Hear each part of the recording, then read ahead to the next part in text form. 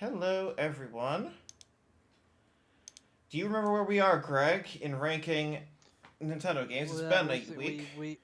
We almost got through the GameCube games, didn't we? Was it 04? Oh, 04. Yep, you got it. Yeah. So yeah, we've got a little bit more on GameCube, and then we hit the portable Armageddon. Yes, that we do. So, um, up on the stream is everything we've rated so far for 2004, from Kirby Air Ride to Donkey Konga. Yes. Picking back up with one of my favorite games, Paper Mario: The Thousand Year Door. Yeah, I've never played all this. One time somebody lent me a copy, and I got like a little way into it, but not that far, and it was just I wasn't again it was kind of in the period as we've discussed contemporaneously here in 04, I was playing very much on the television, but by the time I got around to trying Paper Mario Thousand Year Door, it was more in my post TV phase, and I just didn't get to completing it. So yeah, I don't really have the most to go on here, other than I did play the original Paper Mario and I quite like that, and most people that quite like the original Paper Mario seem to like Thousand Year Door better than the original, maybe. So I think I gave the original Paper Mario an 8. I want to say. You gave it an 8. Yep. Yeah, so I think a 9 makes sense for this on Okay. that base. It's quite high for something I've not actually had the direct experience with, but it makes Maybe sense one day. Yeah, well, we hope so. We live in hope for some of this. Yes. Maybe some of this will come back. Yeah. All right. 2 games left on GameCube. Metroid Prime 2 Echoes. Yeah, I guess it's a little bit of an upset that this actually in Europe, considering like a Metroid Prime did not arrive in Europe in time, and it was quite rushed, wasn't it, for the was the American launch? So in some ways it might have benefited from in the pre-patch era for delay the European one and have it 1 year later in Europe. Yeah, so I think I played this back then. I'm probably a bigger fan of it than a lot of people because I've always had a thing for the Light World, Dark World, kind of premise ever since played Link to the Past as a very young child. Even though obviously it's not as elegant when you're dealing with like the loading times and it's 3D and all that. Like you feel the convolution of it more than you did with something like Link to the Past or some of the other things that kind of riffed on it. And there are bits where it was just it showed the fact that it was kind of rust, like the famous boost ball Guardian thing not being properly balanced. That was kind of fixed in the trilogy re-release, or the new Play Control release in Japan. So yeah, it's a tough one because I think in some ways it definitely improves some things over the original Prime. I think the boss battles and the combat are more interesting and so forth, but it lacked the impact of Prime, and it also did some things that kind of wasn't such a fan of, like kind of bringing limited ammunition for the light and dark beams into play. Just seems a bit. I know missiles is one thing, but that's ill-advised. Yeah, it just didn't seem like it really fit with Metroid, either to me, anyway. Mm-hmm. And then, so I think overall it's an 8. I still like the game a lot, and I think it giveth and it taketh away. So I don't know whether it's unambiguously a worse game than a worse sort of experience than Metroid Prime, but I think it is a lower score. That's fair, and even in Europe, like it has the responsibility to follow up Metroid Prime. So yeah, like there's already higher expectations. I do believe this may have been an early case of what we talked about in one episode, where it's like the base is just 60 hertz. Like they just screw it. Like they did not fucking put a 50 hertz mode in this one. There's no conversion here. So and then weirdly, Nintendo in Europe published this one, Tales of Symphonia. Yeah, I guess this is kind of an extension of some of the things we've seen in. There's a few RPGs of Nintendo's consoles past that we've covered here, where it's like Nintendo are publishing something that elsewhere they was handled by another publisher, like in America. And we So will I get guess to that with GBA. yeah, yes, also true. So it makes a certain amount of sense, but this is not something I've had the chance to play. I've not played any of the Tales series actually, so you hear about it. They And suck. I know that's there's an many, unpopular opinion. there's many kind of entries in them. But I think is this relatively well liked? This For an is entry the in the series? most. This is the most liked game in the series still. To this day, this is the most liked game in the series. Yeah, so it's tough. This is one of the hardest sort of things to score because I've got so little to go on. Really I can't even think of anything I've particularly played that would be sort of adjacent to it. Because this is where you've got the kind of almost like the melee sort of combat. It Like is stuff, button mashing combos in combat with free movement forward and backward, but not in all directions. yeah. So again, battle system or scenario, anything like that. I really haven't got any points of contact with this. So I'm just gonna give it kind of a non-committal 7. But that's Okay. as good. What that really says about the merits. You should play it so that you can lower it appropriate. No, I know that my opinion on Tales is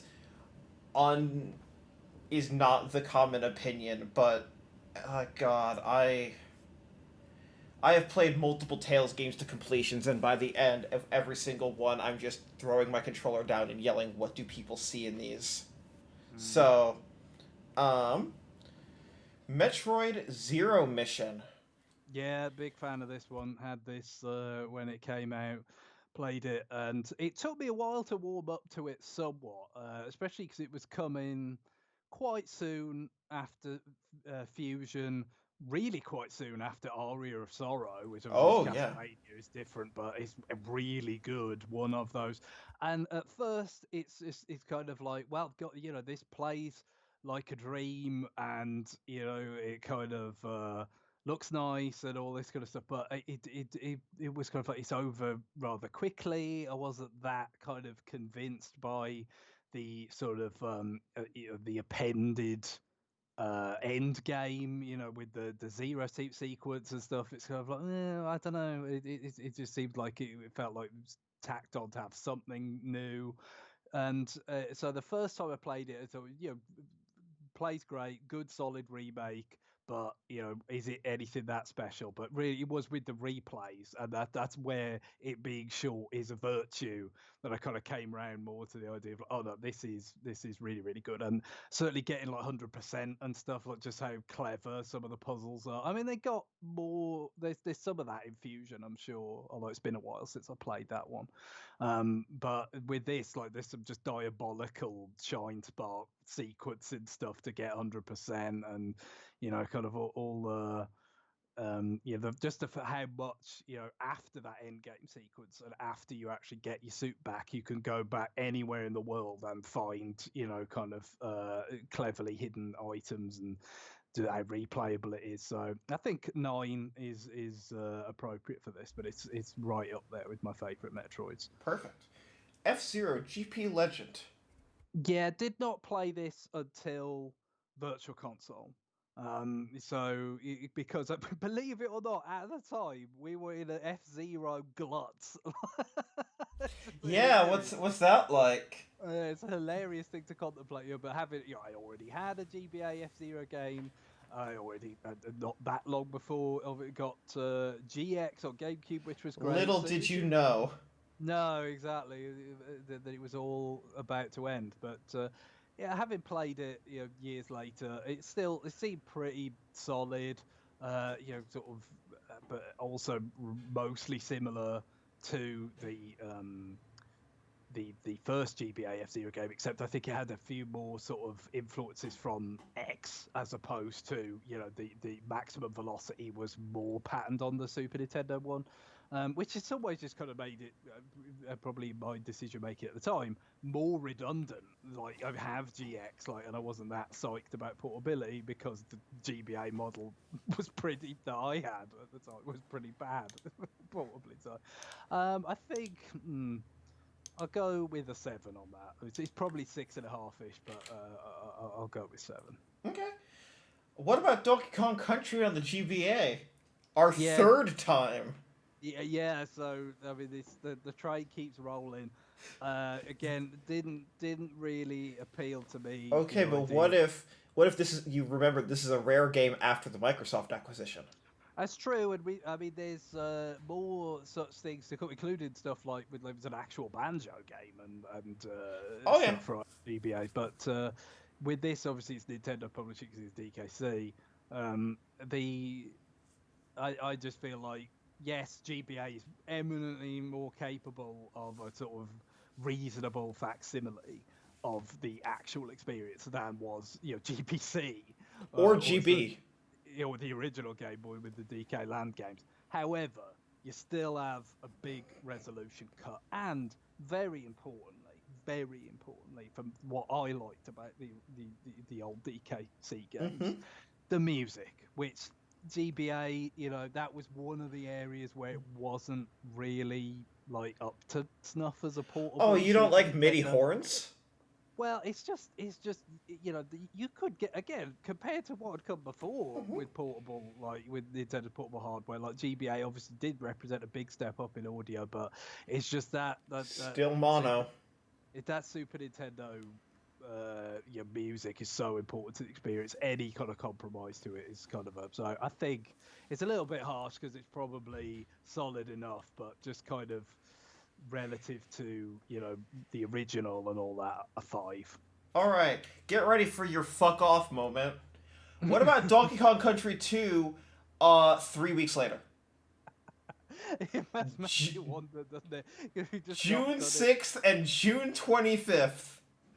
That is pretty strange. It makes you wonder, could they not have done a combo cart or something what they did with Castlevania? Yeah, no, this is Nintendo of Europe wants to get it twice, but they want to get it twice in the same calendar month. The Summer of Kong. Oh, when did Donkey Kong come out? Was that also summer? Was that also June? I bet it was June. Let me check. I guess they, it's like a year early for the Peter Jackson Kong movie or something. Yes. It's another 5.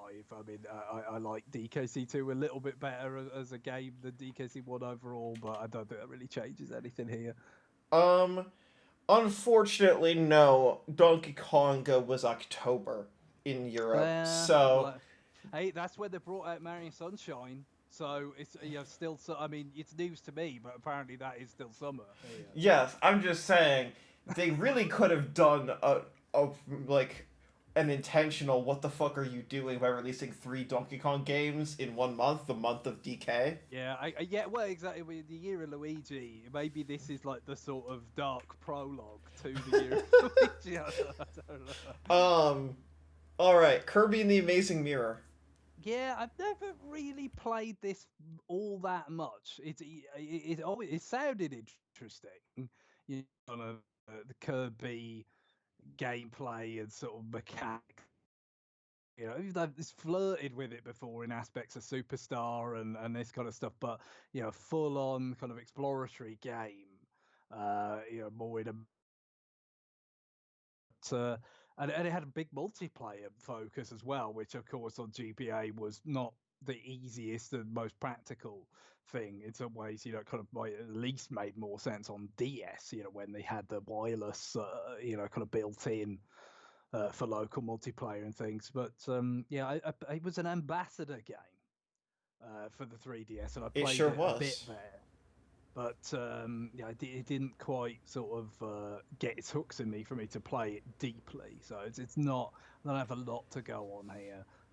But I think a 7 for this. Again, could hard to. It's another one of those non-committal 7s. But at least I've known Kirby a bit compared to Tails. Yes. What about Fire Emblem, or as it's known in Japan, Fire Emblem: The Blazing Blade? But this is the first one that gets localized into English. Yeah, I really, really strongly considered getting this at the time because it reviewed super well. Like it's very good. And I played Advance Wars and enjoyed that.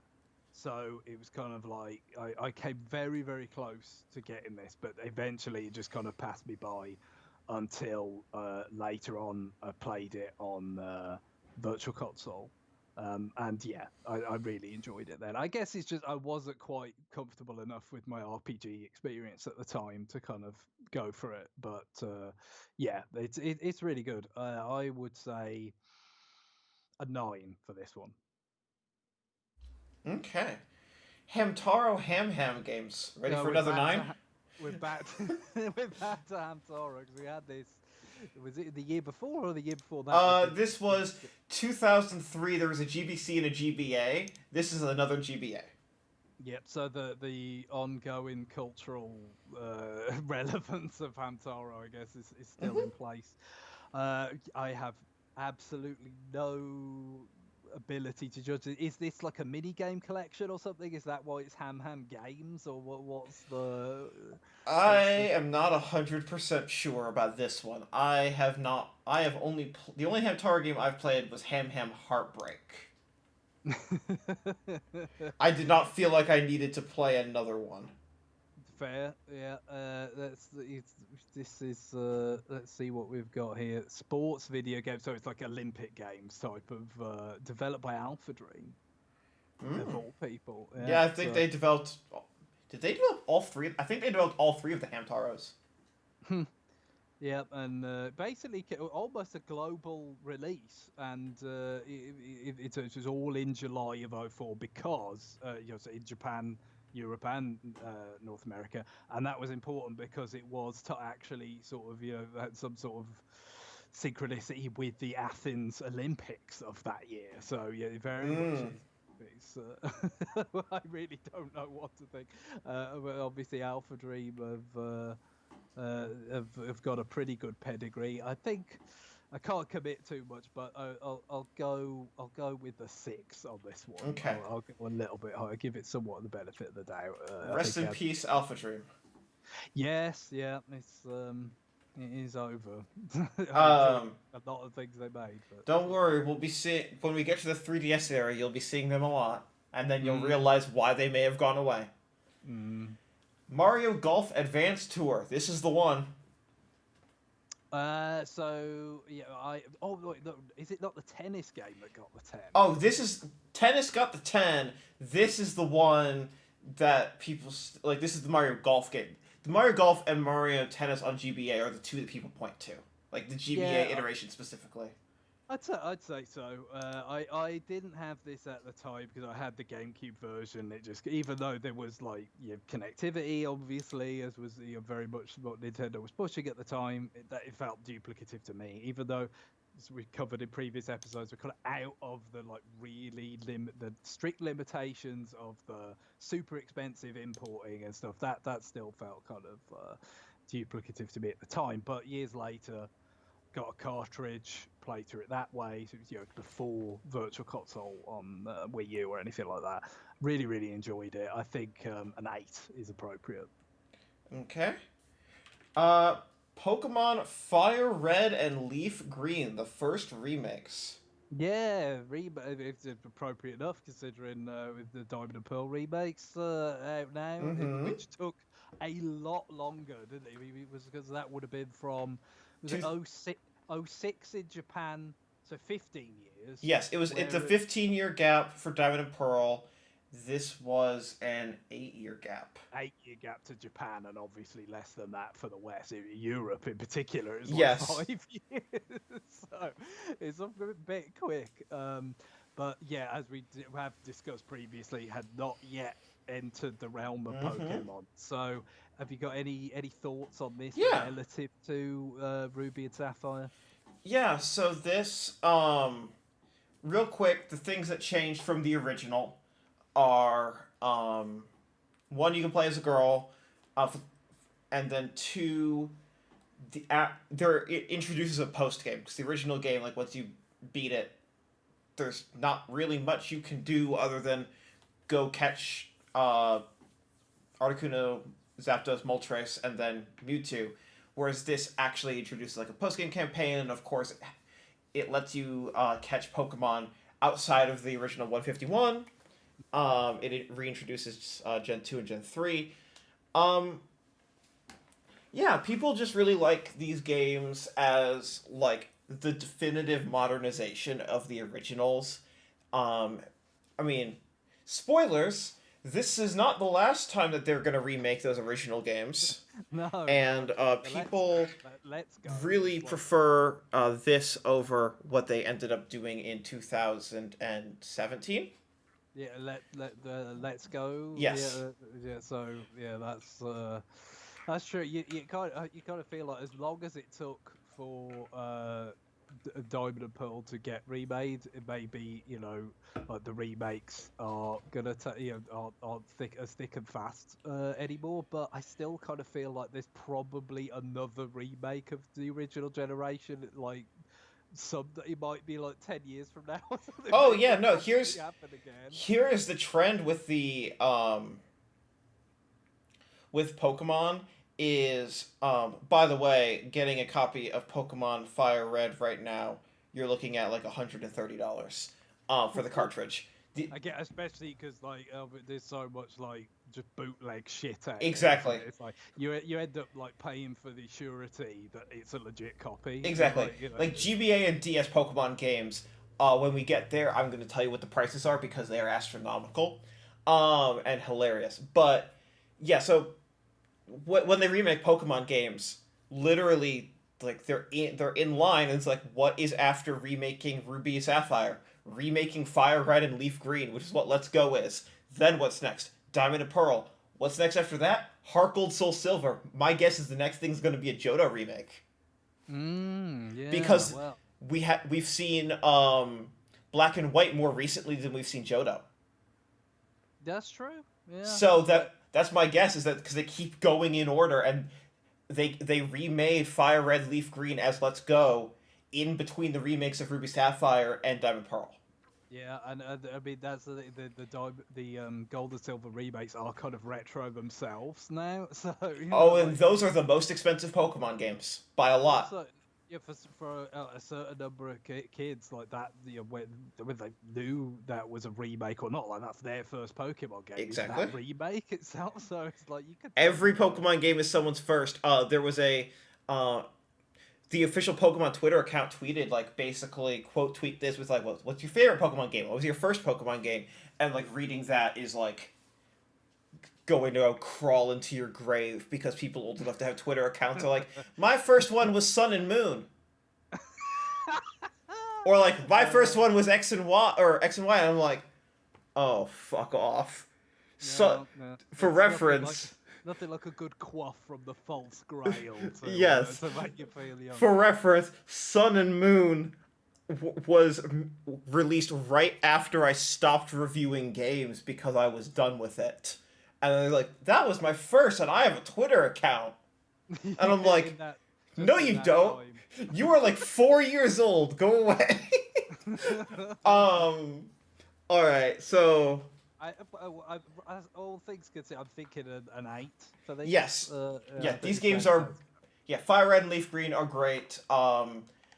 It's hard for any given like Pokemon game of this era for me to say, you should go back to this, because they all have remakes, or will get remakes, or like Pokemon will never stop moving forward. But Pokemon Fire Red and Leaf Green were really well received. This was also probably not worth including in your ranking, but Fire Red Leaf Green did come with the wireless link connection for GBA, and this was the debut of that. Yeah, I do remember that sort of factor, which was like, is there a different one for Game Boy Micro or something? I seem to remember. I think there was, yes, but for GBA and GBA SP, Fire Red Leaf Green came with a singular one, and you could buy it separately, but like it factored like Fire Red Leaf Green cost the same as any GBA game, and it also included that.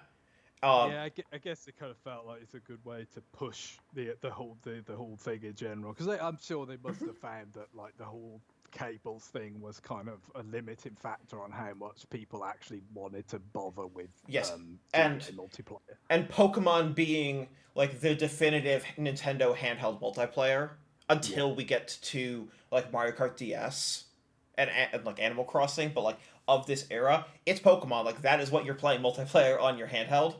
Absolutely. No, it's especially like it's still not that far away from Pokemon just kind of totally revitalizing the portable line altogether. Yes. So it's I mean it's never stopped being important, but Exactly. we're still in that kind of halo of just like it's incredibly important. It's like So everything. yeah, not something that should influence your score, but just as an interesting historical note as we're going through the years. That is what this game represented. Moving on to our next game in the release calendar, in release order, Hamtaro Rainbow Rescue.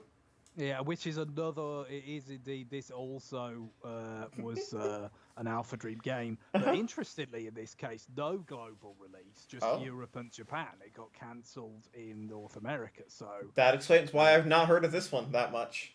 Yeah, I mean, I hadn't really heard. Again, the problem is, I had a European GBA and all that, but a lot of the time, again, I was ended up importing games because it was cheaper. Yes. We talked about that. The pound was very strong at the time, and just that was my mindset. It'd been my mindset for go back to being a small child. You don't really turn it off that easily. So yeah, I was pretty oblivious to this probably because it didn't get American coverage. Now you have to do your European correspondent due diligence and play Hamtaro Rainbow Rescue for RFN. Yeah, and I believe it looks like it was maybe because it seems weird that it's like the same year as this, but I think maybe this was one where it came out earlier in Japan, whereas the games, the Olympic Games type of one was global. Yes. This was like the year earlier in Japan, and then it was coming out later here. But I'd probably just go with the 6 again. But it's obviously I'm not basing it on a lot as we've covered. What are your feelings on The Legend of Zelda: The Minish Cap? Yeah, so this was okay. Obviously, I didn't get a DS at launch. I was a little bit the whole. The third pillar hedging and the launch being kind of soft, so I didn't have one at launch, and in this sense, at least, I was in sync with NOE, and I had Minish Cap, for the sort of Christmas break that year. And I rather liked it. I think visually it was quite strong. Kind of obviously it's a Link to the Past is still kind of following on from the remake of that for GBA is still kind of somewhat of a base for it aesthetically, but it's bringing in as the Four Swords part of the GBA Link to the Past did as well. It's bringing in that Wind Waker influence, and then also kind of just some of its own influence with this whole Minish, kind of concept in the game. The fact that there's this small world, this micro world within the bigger world where you could kind of shrink down and explore things that way. It's I think aesthetically it's pretty strong. Gameplay wise, it follows on from Oracle of Aging Seasons, as you'd expect, because the flagship are still doing it. It benefits from the fact that GBA's got a couple more buttons to work with. That actually does make a significant difference in terms of the fiddly inventory sort of management stuff. So. It's got a lot of the vibe of those games, but just more colourful, more detailed, a bit less cramped, more buttons. Some pretty strong dungeon designs and all that. I mean, I ended up doing everything. I might have fused every kinstone in this game or whatever. Oh wow! But yeah, I really liked it. So I think I'm not quite at a 9. Not quite. It's probably 8.5, but I'll go with 8. Okay. Mario versus Donkey Kong. Yeah, did not play this at the time. I think mainly because I wasn't far from this sort of time that I actually went back and got a cartridge of Donkey Kong 94, the Game Boy game, Yes. which I really really liked, as we've already covered. And so it was kind of, oh, okay, they kind of made a sequel, or to it, like followed up on that concept, obviously with a different developer, because this was NST, I want to say, as well. This was NST. Yeah, Everything Mario versus Donkey Kong is NST. yeah, it became their everything, didn't it? Eventually, like that's all they did. Like after a time. Well, okay, so for game development, their primary focus is working with third-party software developers. Right, right. So, but in terms of making games that release, Mario vs. Donkey Kong tended to be their way of, we have a new developer technology and we need to have a proof of concept for it. So, like, you have the one for Wii U that's made in HTML5, for example. Right. So it's yeah, the sort of public facing part of it became kind of Mario versus DK, but there was other stuff which it makes sense. But yeah, so it was a while before I came back around to this, but I think it was a few years later, in like kind of in the DS era. It was you could get hold of a Japanese copy so cheap. It was just crazy. So I played a Japanese physical copy of this game, and it's a pretty good, kind of take on the DK94 kind of formula. I mean, you got pre-rendered graphics, which again on the GBA resolution, not a great idea, but there was quite a lot of it going on. It was just, obviously, this was the point at which it kind of just was easier to do that than it was to hand draw things. So, and also it just kind of, I guess they felt like it was an aesthetic that was, kind of tried and tested at that point, especially if it involves Donkey Kong. So, Yes.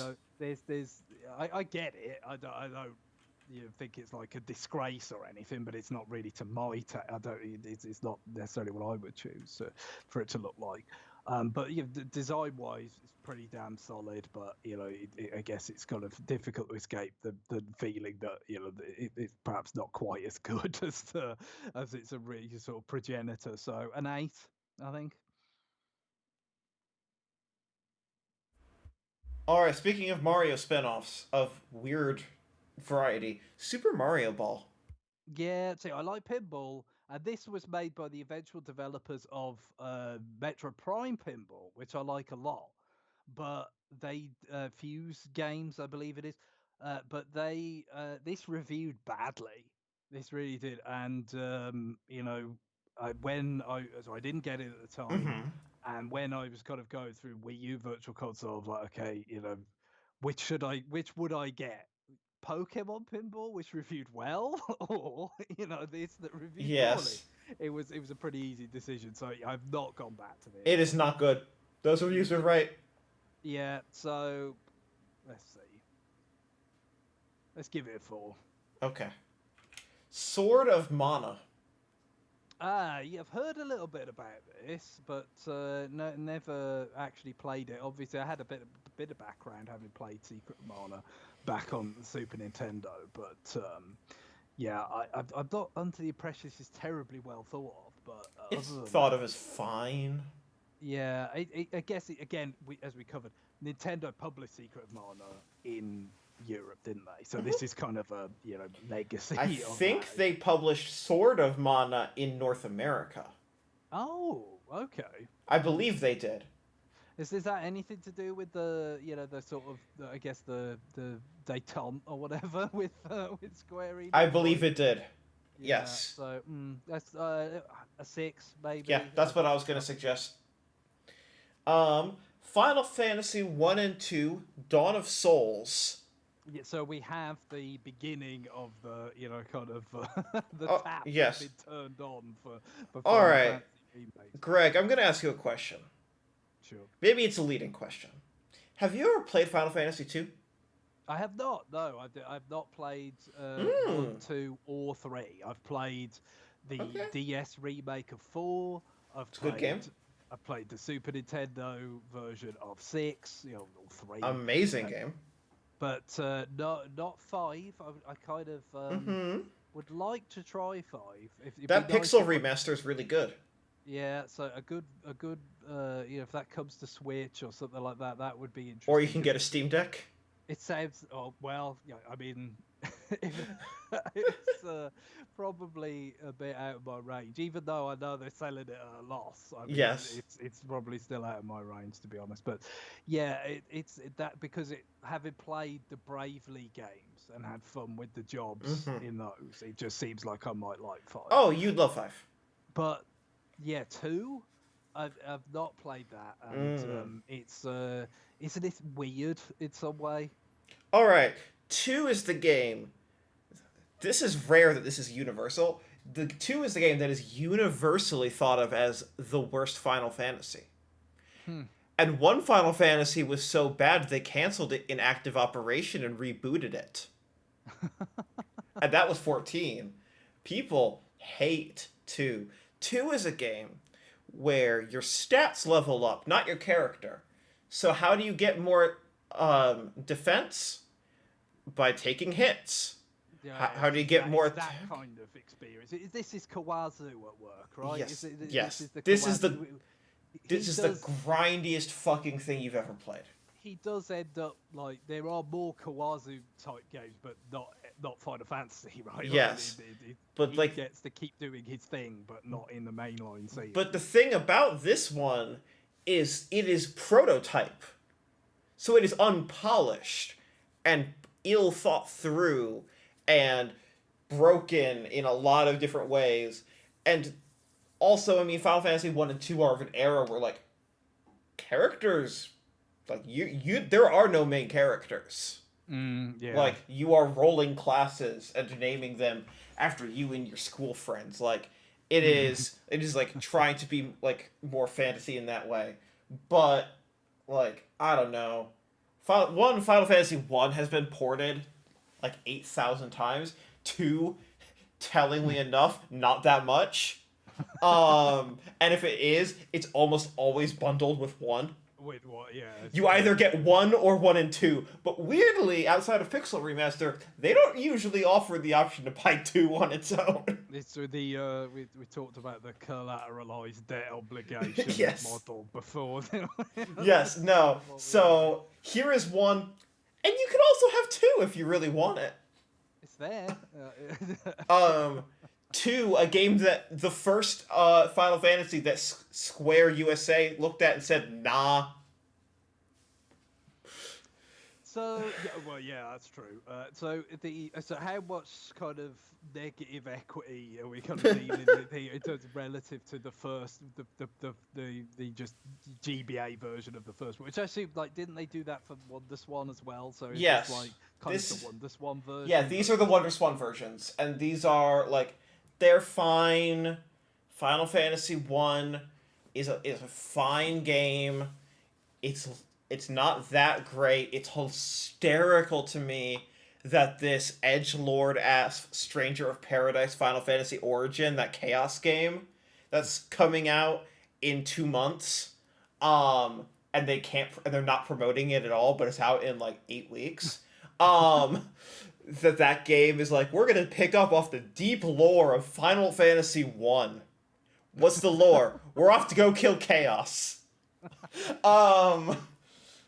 So, like, I don't know. These games are special in that they were, like, they kicked off a historic franchise that became one of the best RPG franchises, but, like, 1 and 2 ain't it. I think maybe a 5 for this. Okay. It sounds like to me, because the point is, as we know, in the history of what's coming, it's going to get superseded by Immediately. the subsequent kind of GBA ports as well. So it's probably its primary value is in some sort of historic curiosity, which itself has kind of been surpassed by other ways. Yeah, two quick notes about the Pixel remasters. 1, they knew what they were doing when they launched, and they launched 1, 2, and 3 all on the same day, and then 4, 5, and 6 each get their own release dates. Because those are those are the ones that people are paying attention to. Two having its own day wouldn't have worked. No. It's like, yeah, let's all enjoy the build up to 2 coming out. And then 3 also. Like, 3 is fine. 3 is better than 1 and 2 for sure. But then the other thing is that it is legitimately cheaper on Steam to buy 1, 2, 3, 4, 5, and 6 than than if you just buy the 5 that aren't 2. They actively make it cheaper if you buy 2. If you buy all 6 of them. It really is. They know exactly what they're doing. Like, they know that what the reputation of 2 is. Alright. On to the rest of this clusterfuck. So for these classic NES series, a reminder that these are full-price NES ROMs. Yeah, so we've got a few things to take into account here. Obviously, the original game itself. But yeah, full price. The packaging wasn't really particularly fancy like it was in Japan. Because I had one of these. I got a Castlevania cheap eventually. And that is one of the very few games I've sold. Because like it was, I played it. I played it on public transport on my Game Boy Micro in that brief period where I was the world's coolest man. But the fact is, you know, at a certain point, it was just like, what, you could get this much money for that? Okay, I'm getting rid of it. Because I don't need this. I have better ways to play Castlevania. But, you know, it was just a simple black box, you know, kind of the old black box idea. In Japan, they had, like, nice miniature recreations of the original packaging inside, like, a bigger They sure did. And, like, the color cartridges to match, like, the Famicom disc system discs and stuff like that. Like, at least that, it was, like, the object was nice. And, like, if you got a set, you could send off for, like, some sort of special, like, case to display them all or something. Like, that it really was the collector thing. Whereas what we got was just full price, you know, NES ROM. So, yeah, I think the scale here is broadly going to be 3 to 5 based on the game. You're not going to go below 3 on any of these. Well, I'm not going to say I definitely won't. When are you going to, like, I don't think have you ever given a 2? Yeah, I'm not sure. I'm not sure if we had a 2. Really we had a 2 on The Amazing Spider-Man on Game Boy.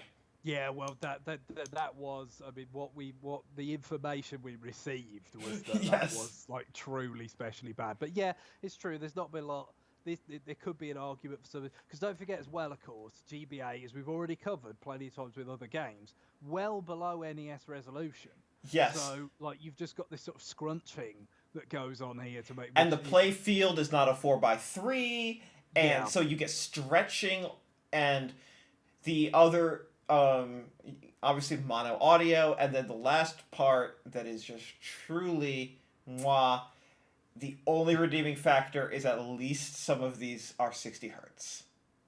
That's true. Yeah, if you were just used to them, you know, from the PAL. It's like, wait, why is this fast now? So there is that. But all right, let's go. Bomberman 3. Donkey Kong without the last level, despite the fact that you have I think the whole game in Mario vs. Donkey Kong for the same price. Yeah, we hadn't got round to the boldness that Nintendo would later show, where they actually did like a ROM hack of this as like a special like virtual console release if you bought a certain hardware bundle of the Wii. So weird. But anyway, with 4. No, that was specifically Donkey Kong Arcade, I believe. That was like, this is the only way to get the arcade port. Yeah, so it's so weird. Excite Bike with password support. Yeah, 4. I love using passwords on my GBA game. Ice Climber. 3. Pac-Man Stretched. NES. Yeah, no, Pac-Man was already kind of, the NES version was a bit, 3. Super Mario Brothers. Yeah, it's because it's Super Mario Brothers, it can have a 5. The Legend of Zelda. And that too, that can have a 5. Xevious. Oh, that seems really bad. Yes. Yeah, I mean, I don't mind Xevious as a game, but yeah, maybe a 3 for that one. Castlevania. I played it. It's playable. I beat Death on a train once, but yeah, 4. Okay. And if you're wondering, wait a second, where are the rest of them? Nintendo of Europe did not care about their anniversary, and they're in 2005. They need to get the memo that these were anniversary releases, so we'll see the last 3 next year when the DS comes out. Um, Moving on to '05, The Legend of Zelda: Four Swords Adventures on GameCube. Yeah, I played this many years later when I got a Japanese copy for cheap, so that obviously had its own issues. No multiplayer, having to consult like a strategy guide or whatever for some things because there's some text-based like stuff. It does have like an extra mini game in Japan, does it? The Tetris trackers. Yes, I think. But yeah, obviously, like that was worthless to me because I think that's just multiplayer only. But I at least have some basis to evaluate this, however imperfect it is. So as a single player game, it was still somewhat enjoyable, and I can imagine under the right circumstances, it would be quite a lot of fun playing this as a co-op game, but obviously those circumstances were kind of narrow. So 7, I think. Okay. Donkey Kong Jungle Beat. Yeah, I can't. A couple of years later, this got dirt cheap. With the bongos? It was cheaper to get them separately, but they were both dirt cheap. Okay. But I'm sure at some point, one of those box sets. But it was Japan again. Like some Nintendo stuff in Japan from that era just got so cheap that you could import. Kind of like what I say with Mario versus Donkey Kong. I talked before on RFN about how cheap Star Fox Command got. So yeah, this was another one of those, and it was just like I'd review sounded, interesting, but it wasn't enough. It was like, I said, I only played Donkey Kong or someone else's stuff. And so it was like, well, that's interesting. But then when it got so cheap, it's like, okay, I can, buy the bongos, and the experience is still well below what it costs to buy most games, and there was enough there to suggest I'd enjoy it. And of course, some people might remember from touching on this over the years with RFL, I did end up really enjoying it. It's not the most substantial experience. It's kind of a high score driven experience. There's a range of levels, but you get bosses and stuff, but there's a fair bit of repetition in that. You can tell the remit for the project probably is experimental, or they didn't necessarily have the most time need to like go in and really like make some massive campaign and polish it to the nth degree. But what they did do was something that played, very uniquely and was very fun, and a design that was pretty strong, and just that the main progression was not just like going through, one level after the next, but it was how much better you understood the way the sort of combo scoring system worked, and maximizing it with the multiplier and all that kind of stuff, and it ended up being really quite fun. I mean, I think I also did get the new play control version eventually, but God, we'll get there. Not quite the same. But no, I think an 8 for me. Okay, did you ever happen to play that around other people? No, I didn't. I mean, I got to play the Donkey Konga around other people. I only played it around other people. Yeah, so. the thing about Jungle Beat is that if you are nearby, you can clap, or you can yell the word clap, and it will pick up other people in the room. Wow. So you can play, and someone next to you can just go clap, clap, clap, clap, clap, clap, clap. It's like it's the same developer, obviously. Mario Galaxy, with the yes. You have a separate player do the star bit collection. It's because he's a microphone. Is it? Yes. I always did because I was like, look, I'm not gonna be clapping my heart out when I'm like wanting to attack. The level. Yes. I just did a little tap on the actual body of the bongo unit itself, and that was. Oh, coward. Yeah, absolutely. It look at it became a question of like I want to get whatever the top tier. I forget Hmm. how they scored it, like medals or whatever it Yes. was. But if you want to get the top tier award and like master this stuff, it was going to be better if I didn't clap myself, Yes. out as it were.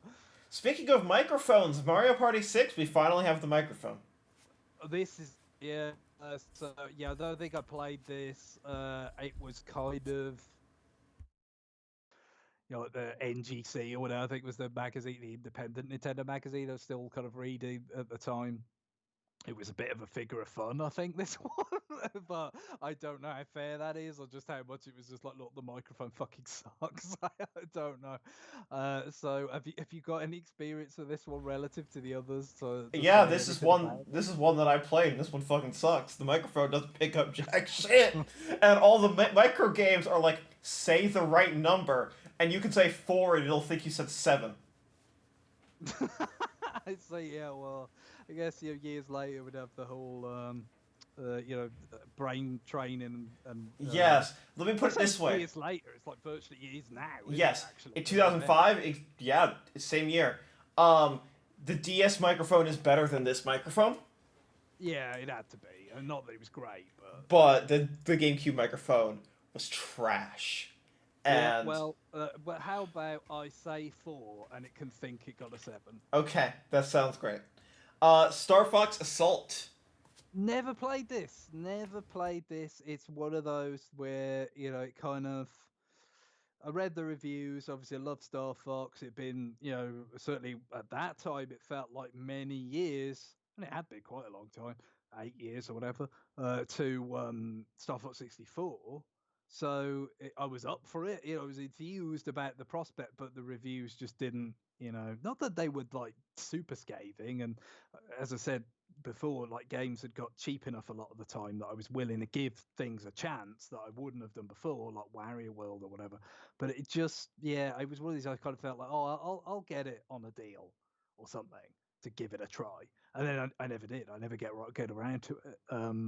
So yeah, the You didn't obviously pick it up on Virtual Con. Oh, yeah, well, that's the thing, isn't it? That's one of the sort of avenues that with some of these franchise games. I have, oh, it can't be expensive on eBay. Oh, yeah, oh, exactly. I think the Japanese version is not as ridiculous. Again, like a lot of Japanese stuff with GameCube tends to be cheaper. But yeah, if you want the NTSC version, even the PAL version, it's just ridiculous. It's ridiculously expensive. Anything I've ever well, seen. Right? okay. Prices have crashed since the last time I looked at it. You're looking at $30. Huh? Well, God, that would be relative to. I mean, I haven't checked. Like, I mean, this could be information that's years old. 'Cause I Yes, haven't really. I remember this game being like closer to 80. Yeah, that's interesting. But for now, anyway, I have not played it. Like all the talk about the on-foot sections and stuff is just like, yeah. Oh It yeah. did. Hmm. It did say that, and put the same criticism sort of put me off. Rogue Squadron 3, Rebel Strike. Yes, that was the subtitle for that. So yeah, just didn't seem that appetizing. But it wasn't like I was like, I will never play this because it's got on foot. You think it just, oh, I'll get around to it eventually, and then 16 years later we still haven't. But maybe one day. So with a limited amount to go on, I think I'll give it a 5. Okay. Um, Sorry, I just got a whole ass email press release about um Paper Mario, the N64 game coming to Switch on uh in 8 days on as part of the NSO. They sent an Cool. entire press release to announce that date, but they know that that's the one people are looking for. So, Yeah, well, 8 days that until that portable Paper Mario. that does sound pretty good. So I just like look. I've mentioned on RFN looking at that level select from Yoshi's Story, which has like a Paper Mario style like Yep. kind of thing going on before Paper Mario. It seems like it should look pretty good Yeah. on Really NSO. excited for that. Donkey Konga 2. Yeah, so not a lot more to say, but I think it's basically similar sort of mix of things, kind of like cover versions of pop songs and stuff. And I believe the European version that we're talking about here does have that scintillating "Losing My Religion" cover that I've talked about in the past. It's just been DK's existential crisis or whatever. But yeah, not a great deal to say, but I did like Donkey Konga when I played it, so a 6. Sounds good. Geist. Yeah, we did a retroactive on this one years and years ago now. God, when was it? That's maybe 2010 or something. I can't even remember exactly. Lots of interesting ideas in this, and there's some reasonable kind of execution in it, even if doesn't all necessarily hold together terribly well. At least it's kind of interesting rather than just like another console FPS of the day. So I think I'd give it a 6. Okay. We're starting, Greg. We're starting to change all the names for Europe. So here we are with Dancing Stage Mario Mix. Yeah, so what's up with that? I didn't even know that. So how many like DDR like? I don't know the history of DDR in Europe. No, me neither. But I just know it as DDR. Like that's what it is. Like Yeah, this is DDR. It's 100% DDR. Yeah, so I had no idea this was not called that. Yeah, basically no experience with DDR anywhere. I think maybe like once I might have tried it in the arcade, and I'm a big lumbering thing, so Yes. it's not necessarily natural affinity there. So So to quickly answer two questions that might be off the top of your head. One, no, this is not Nintendo themed music. No, this is not. This is as Nintendo themed as Donkey Konga 2, which is to say it has some. And it's like a minority share kind of thing. Yeah, and then two, yes, this is the only Mario game where Waluigi is the primary antagonist. Ooh, hey, it's those those long limbs. It's just Exactly. When Konami was like, "Who's going to be the antagonist of our story mode in our DDR Mario game?" Waluigi had to be it because it can't be Bowser and it can't be Wario. True. Yeah, they're just not. They're not well suited. Or DK, obviously, Yeah. an antagonist, so they've got the same problem. Yeah. So I'll give you. You could give it that. I guess. Again, it's tough because talk about somebody totally ignorant about the series. I'm sure it has its merits, but I'll give it a 5. Okay. Let's talk about Path of Radiance. I want you to close your eyes and give me a guess as to how much a complete in box Fire Emblem Path of Radiance goes for. Yeah, I don't know this because I gave up even bothering to monitor Yeah. this sort of thing years and years ago. Take a guess. $150. Up by 100. We're starting at around 250. Ooh, bloody hell, eh? Fire Emblem Path of Radiance and Radiant Dawn. If these are your favorite Fire Emblem games, either A, you're rich, B, you were there at the time, or C, you're a pirate. These games... C seems like the most likely option. Yeah, these games had by far... these had almost a non-existent print run in the West. I am shocked that these got localized. Fire Emblem and Sacred Stones come out, and we're trying to make this thing a thing in the West because people demanded it after Melee. And the GameCube and Wii game, which is a direct sequel to the GameCube game, it's a two-parter. Yeah. So was that Radiant Dawn? Yes. So these are the two Ike games. Path of Radiance is first, then yes. Radiant Dawn, right? Okay. Yep. And yeah, these are the two Ike games. Take place a couple years apart, and holy shit, did they not make very many of these games. But they reviewed incredibly well, and they're very, very good. and in the pantheon of Fire Emblem games. It's an even bigger upset that it came to Europe, isn't it? I mean, Yes. America's one thing, but that is a real kind of upset. I feel like So- because I mean, for me, I always felt like, as I said before, the Fire Emblem on GBA had come out and reviewed so well, and that it just seemed like that would be the one to try first, and then perhaps because they did. Yeah, this also reviewed well. So it was definitely something that's like, okay, that's... All of these are good starting points. And there's another Fire Emblem later this year that also actually, like, the GBA ones did a lot better than the console ones. Yeah. And had I already got into Fire Emblem, it would be on a gold mine today, but no, I dragged my feet as I often do. Yes, and now this is and really the price skyrocketed is Brawl when Ike comes in. Yeah, that's true. That's when it goes from like 40 to 80, and then it just creeps up from there. That makes sense. Obviously, they were just doing, what we've seen with Smash 4, 3DS, and Wii U.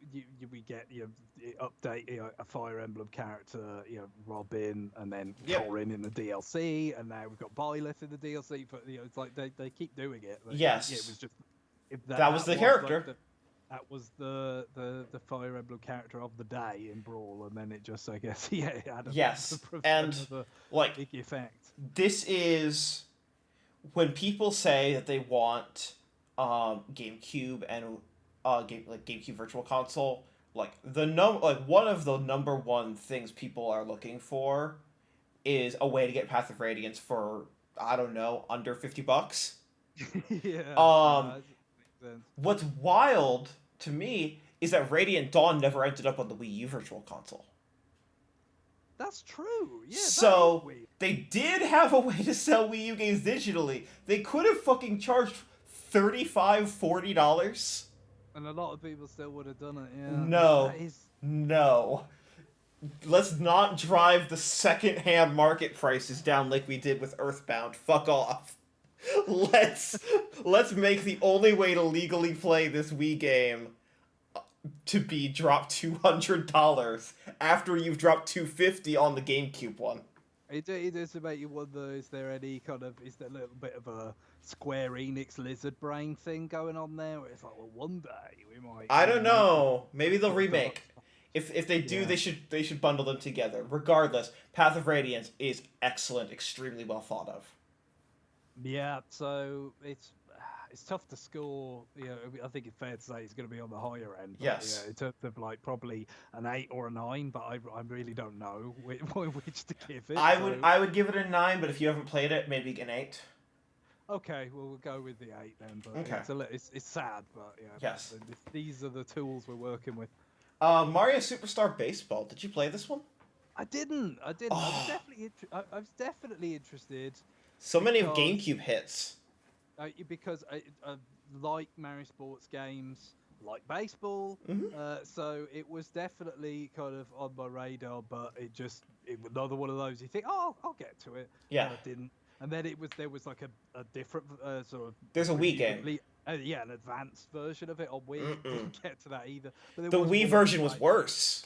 Really? Was that because of the controls? Yeah, it was a lot of the controls and just an extreme emphasis on accessibility. They added a weak adventure mode to it and in turn took out a bunch of the side modes because they focused more on, we want to make this really accessible. And so it's just like I'm not even opposed to the motion controls. It's just like, I don't know. It was just not what I came for. But the GameCube game is great. Sometimes they're a fit, and sometimes they're not. And it kind of makes sense to me that they might not really have worked. So, in this case, based on what I can recall of how it was received and whatnot, I think maybe a 7. Okay. Pokemon XD Gale of Darkness. This is the sequel to Coliseum. Yeah, so we touched on this last. Again, this was the one I remember reading about. trying to get closer to a sort of full RPG experience, and then they back the fuck away. Yes, well, certainly by the time you get the Wii game, Battle Revolution or whatever on Wii, which was, I mean, that was kind of raked over. I can remember it being raked over the coals. It was terrible. At that time, like, I hadn't even, because that was, I think it got, I remember it being reviewed, before I actually had Diamond and Pearl, because I think, Diamond and Pearl came out, it was before global simultaneous release of Pokemon games, so you could, I think people had had the Japanese copies of Diamond and Pearl, and then Battle Revolution, and it just it got excoriated or whatever. So, but with this, it's tough. It's tough for me to judge. I've not played it at all, but any guidance on this one? I would say that the amount of stuff that it improves is equal to the expectations of following up as the sequel. I would legitimately just say whatever we gave the last one, give it the same score. You gave a 7. Yep. Yeah, let's go. All right, here we go with a different name. Mario Smash Football. Yeah, so it was Super Mario Strikers was the. It didn't even say soccer. Yeah, exactly. I do like that name better. It kind of rolls off the tongue more nicely. It just matches with the whole attitude thing that but I also get Nintendo of Europe being like, fuck, this is a soccer game, it has to sell in Europe. Yes, we gotta communicate what this is very explicitly to maximize sales. Yeah, I totally get that, but I actually had North American / Japanese GameCube, because it was a Japanese GameCube, but fundamentally they were the same, weren't they? Like, all you needed was a very basic Switch sort of mod to just Japanese mode, North America mode. Don't mix up your memory cards, and that was that. So yeah, I had the North American version, and I quite enjoyed this. So it mainly kind of. I didn't have it myself, but one of my friends that had the GameCube at the time had Sega Soccer Slam, and played that quite a lot, and I understood that it was the same people, the same company, but some of the same people were involved here, because this is early next level game. Yes. Today, a part of Nintendo. And so it's like West Mario, it's sort of gonna have some of the DNA, although this is sort of side to side instead of like head on kind of configuration, so it's different, and in many ways, as being made by Canadians, it does seem like it could be a hockey game rather than a soccer game, like the way there's so much emphasis on delivering hits are tracked as a stat, the way that they're tracked and stuff, so it's it could be, but I guess they just went with perhaps what they thought would sell best globally. But yeah, this one is kind of bit no frills. The frills come with the Wii game, which there's good and bad with. Yeah, and so it's divisive, which is better. Yeah, so I think 7 is okay. Appropriate. Battalion Wars. Yeah, Battalion Wars. So this is, I guess branded as being somewhat like, of an outcrop of the Advanced Wars or whatever other kind of prefix it had over the years based on the hardware. But obviously quite different, right? Like it's a real-time strategy sort of element to this, or action element to it. So it always seemed intriguing. It's weird. I didn't play it. Famously, if you an RFM person, the sequel was designated to be reviewed by RFN host Carl Castaneda, and he never turned in his review. He just left the site, so, having snaffled the review copy or whatever. So as there are no other reviews to read, I will never know what that game was like. That sadly is like my main sort of point of reference for Battalion Wars. That's just what I think of, is that stupid running gag or whatever. So yeah, I have you got any experience with it? Not that much. I just know it's fucking weird. I think I'm gonna have to go with a non-committal 6 on this one. Okay. Yeah.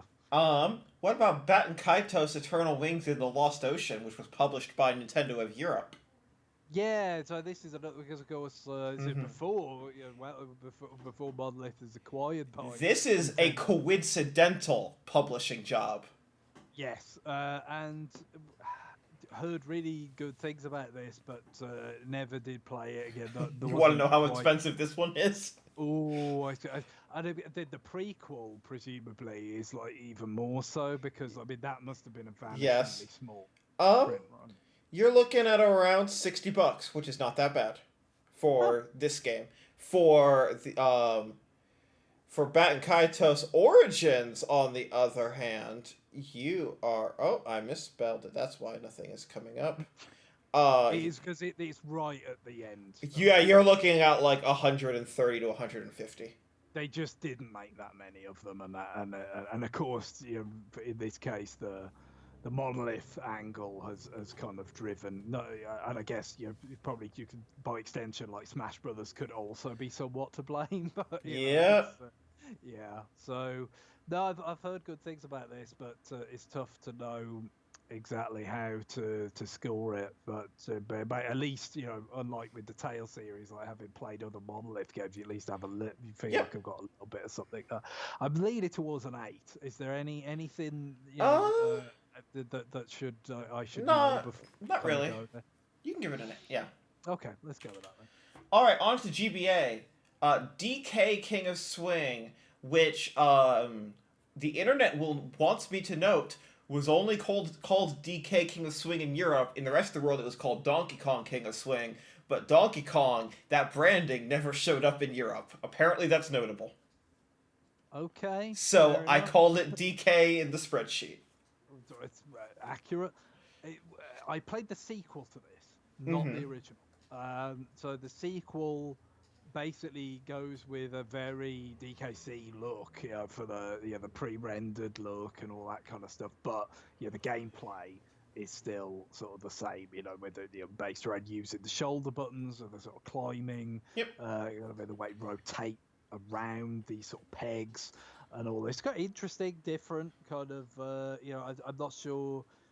Maybe with the GBA, the play field would be a little bit smaller than DS. So Yeah, it's fine. I yeah, not too sure. I quite liked. I wasn't absolutely in love with the sequel on DS, which I think is, not considered to be like leaps and bounds better than it's No, just, they're both it's just, kind of the same quality. yeah, it looks different, and it's maybe a little bit sort of advanced, but not a great deal. So I think maybe it's probably a 6.5 really this, but maybe a 6. Okay. Yoshi's Universal Gravitation. Never played it. Never played this one. It had some people like this, but a lot of people didn't. Yeah, a lot of people did not. Yeah, so it's not like you couldn't find people with a good word to say about this. But and I did read quite a few reviews. It's Yoshi. I like Yoshi. He's like. Can we just note that this came over and WarioWare Twisted did not? Yeah, well, I guess the twisted thing is more to do with how the motion sensor worked. Apparently, fell afoul of EU Yeah. regulations or something. It was a mechanical thing, I think, really that kind of scuppered that. Yes. But yeah, in terms of which motion-based game would you prefer to get? I mean, I haven't played Yoshi's Universal Gravitation as we've covered, but one can only assume that yes, Twisted was there because Twisted had like the force feedback and all that. Oh, that's true. It did have more don't- features. I think it was more basic, but of course this also marks the time of Europe, the NOE gets being very stridently literal. Yeah, fuck Properly. naming it a name that makes sense. What does the Japanese say? Topsy Turvy is the name in America, right? Yes. And I mean that's Yoshi's Topsy Turvy. Sounds fair enough. Like you get the idea with that, and it's alliterative, which they like. Universal Gravitation. Get That ready is for a little bit of ... Absolutely, the groundwork is being laid for that right here.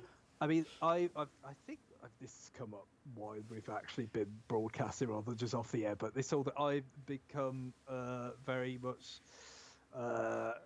apt to just put on these like archives of Nintendo commercials from Japan Yes. on in the background, and I've seen the Japanese commercial for this game where it has like a guy in, it looks like in like a science classroom, and he's got like a flask with water with a little like Yoshi boat in it, and he's like tilting the flask, and obviously the boat moves along, and it basically to sort of demonstrate what's going on. And then they juxtapose that with the game, to sort of say this is the type of gameplay. But then when the logo comes up, it has universal gravitation in English, as well as the actual sort of word mark in Japanese. So they just took it wholesale and just put it on there. Really bizarre, to be honest. But in terms of the game itself, it's a pre-rendered style. It always looked kind of cramped. So those things didn't especially appeal to me, and it sounded like it was a bit easy and shallow. Yep. And I never got around to it. So 5. Okay. Let's talk about Mario Party Advance. Now, this game did have multiplayer when it wasn't on Wii U. Ah, right. Yeah, well, of course, yeah. When they released this on the Wii U Virtual Console, it became a single-player only game. Yeah, I keep saying it, but I mean, obviously, like GBA Virtual Console on Wii U was really nice in a lot of ways. The quality of the emulation, pretty good range of games as well. Like, considering Wii U was so fucking moribund, I mean, they'd got quite a lot of the good stuff on there. However, a way to actually bring multiplayer functionality back, on NSO, so it would be quite a big deal, because the GBA had quite a lot of cool multiplayer games. Sure did. To have that accessible online, in a way that it's so much more convenient than link cabling and all that stuff ever was, like, it would be a pretty big deal. I don't remember this reviewing well. Again, it's not good. All I've got to go on, because they've dabbled with playing other people's copies of Mario Party. This is... Never really owned games or known the series. This is thought lowly of, even by Mario Party fans, relative to the console games. So I would say, whatever you're giving console, maybe -1. Yeah, 4. I think we'll go with 4 again. Okay. Maybe. I mean, we did go sort of there for the Mario Party 6, but I think that's like on a disc for the mic just doesn't work. Yeah. I think other console games that are not based on a peripheral that's not fit for purpose. Pokemon Emerald, and for this we're looking at $130. Wow.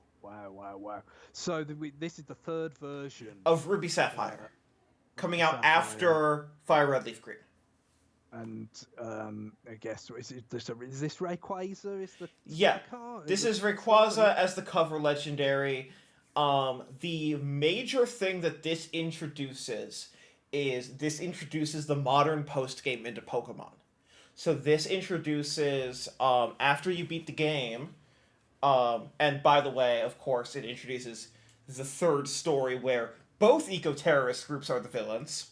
Yeah, we did covered this, did we? Yes. Like the versions had distinct narratives before, so yes. The third version, I guess it only makes sense that now you got to fuse them. Yes, they're both villains, and they both cause their primal Pokemon to come in and start terraforming, and Rayquaza has to come in from outer space to calm them down. And that is how Rayquaza comes into things. So, Cool. Yeah, the post game here introduces the Battle Frontier, which is 7 different competitive difficulty level areas where you can play different successive battles using completely different rules. So one of them is you don't get to use your Pokemon. We're gonna assign you Pokemon, and this is gonna be a series of puzzles. Where we have pre-constructed these battles, but we're not going to tell you what moves the opponent has. You're going to have to react on the fly. Or some of them are about some of them are very straightforward. Some of them are other just types of twists on gameplay mechanics. Or one of them is, I believe, we're gonna basically roll the dice and some effect is going to happen, and 50% of them are in your favor, and 50% of them are going to fuck you over. And like all of that gets introduced, and like a lot of modern games that don't have a battle frontier, which is most modern games, people keep looking. This didn't feature in the Omega remakes, right? Like, No, this did not. It just remade Ruby Sapphire. Yes. The Emerald stuff didn't factor in. They did other Emerald stuff, like they brought in a whole Rayquaza post game thing, but they did not pull in the Battle Frontier. Battle Frontier comes back in Platinum, and it comes back in Black 2, White 2. Oh, so it's very much a third Yes. type of thing, but I guess, does that mean that it doesn't come back in Brilliant Diamond? It is not back in Brilliant Diamond and Pearl, and people are pissed about that too. Platinum thing yes, exactly. People are very pissed about that one especially, but this is where that comes in, and this is where the phrase post game gets brought up. Of this idea of now, if you are not playing competitively, if you are not playing multiplayer, now you have content in the game to play for 100 hours single player if you want. Now there is content to support that, and that is the biggest thing Emerald brings. Yeah, well, I think it's got everything I remember about it. It seemed like it had a pretty strong reputation. I definitely, the Battle Frontier stuff is something because, as you meant, because it's something that's come back in other games, but then also been absent from other games. It's something that you hear about as people, would like to see and then are disappointed not to see. Always. Alternatively, so. Well, could this be a 9? Yeah, this one? Easily. All right, let's go with that. Other Fire Emblem game from this year, Fire Emblem: The Sacred Stones. This one was an ambassador game. Yeah, it was an ambassador game. We did a retroactive on it. I quite enjoyed it. I don't know whether I quite enjoyed it as much as the kind of original GBA one, but it's different. The defining thing is kind of the sort of bifurcated campaign, mm-hmm. right? The twins and they're different. They're kind of different. I guess it might. When you look at what happened with Fire Emblem Fates, like they sold it as 2 different games, or 2 separate schemes. Yes. Anyway, years later, but I think I can't give you a comprehensive thing about why it didn't quite. I didn't enjoy it quite as much as the original one that was on GBA, but an 8 I think is what I'm feeling. Okay. DKC 3 on GBA. A year later, they showed so much restraint on this one. I guess the most interesting thing I remember about this, and I don't think it necessarily affect the score, but like, isn't it the case that they actually got David Wise to do a new soundtrack for this? I believe they did. Because I don't think he was terribly involved in the DKC soundtrack originally, and that was I think it was Evelyn Fisher, who I believe had contributed to the other DKC games already, but yes, I believe you're right that this one had an original soundtrack. But they basically and that may have worked in its favour, just from the point of view just something for you made with the GBA in mind from scratch rather than adapting a soundtrack that already existed. So kind of in that sense, I think that's a kind of a bit of additional care that's quite good, but I don't think it's going to change that it's a 5. Okay. Mario Tennis Power Tour is a 10, right? Well, it will always be a 10 in my mind for that particular reason. But again, we did a retroactive on this as well. Once upon a time, it's even though the pace of retroactives has slowed down a great deal over the years, we have still done quite. If you endeavor to do a retroactive for all of the different 10s, eventually you'll hit Monsters Expedition. Yes, absolutely. I've played quite a lot of it, and I wouldn't say I wouldn't give it a 10. Let's just say that it's very good. But with Power Tour, when I played it, obviously it was years after it came out and all that, but it's very, very good. It doesn't do a lot wrong, and I do like what the Mario treatment, what it does to video game tennis. But I probably don't. I'm a little bit more on the golf side, at least for single player. Like tennis multiplayer, yes, probably I'd give the edge. Single player, I'd give the edge to the golf games of the Camelot games. And I generally do end up, to playing those more single player than multiplayer. But I think an 8 is appropriate. With no offense intended to Stan. Dr. Mario and Puzzle League. I want you to note two things. One, this is two games, and two, that this has multiplayer with link cable. We'll get back to that. Right. So sorry, what was that about the multiplayer? It has multiplayer for link cable. Right, it does. Okay. It does. Well, this is the weird naming convention of the fact that we had the League, was something that kind of made sense with Pokemon puzzle. So, okay, we got Pokemon. Yes. Paneled upon. We're putting a puzzle, a Pokemon skin on the paneled upon puzzle design, and League competition is a thing in Pokemon. So and then Puzzle League became the brand. Yeah, exactly. Just drop Pokemon from it, but then it's just like, okay, no, it's just Puzzle League from that, and that is basically it from then on. Because I guess around this time in Japan, they had the GameCube collection where it was paneled upon again. It was paneled upon, and it was Dr. Mario, and it was Yoshi's Cookie, based on the Super Nintendo version, I guess. But other than that, it's all Puzzle League from here on out, including like the DS game that's going to come up and stuff. Was there a DSiWare? Yes, there sure was. It was called Puzzle League Express, or a little bit of Puzzle League, or Choto. I assume this is fine. I mean, it seems like it is those games. I like Puzzle League a little bit better than Dr. Mario, but I don't dislike Dr. Mario. And portable format seems pretty apt for it, so 7. Okay. This next one, I don't want you to write off. I want you to go to YouTube for this one. Okay, because this sounds bizarre, I've got to say. Dynasty Warriors Advance. Not the series I would have imagined being on...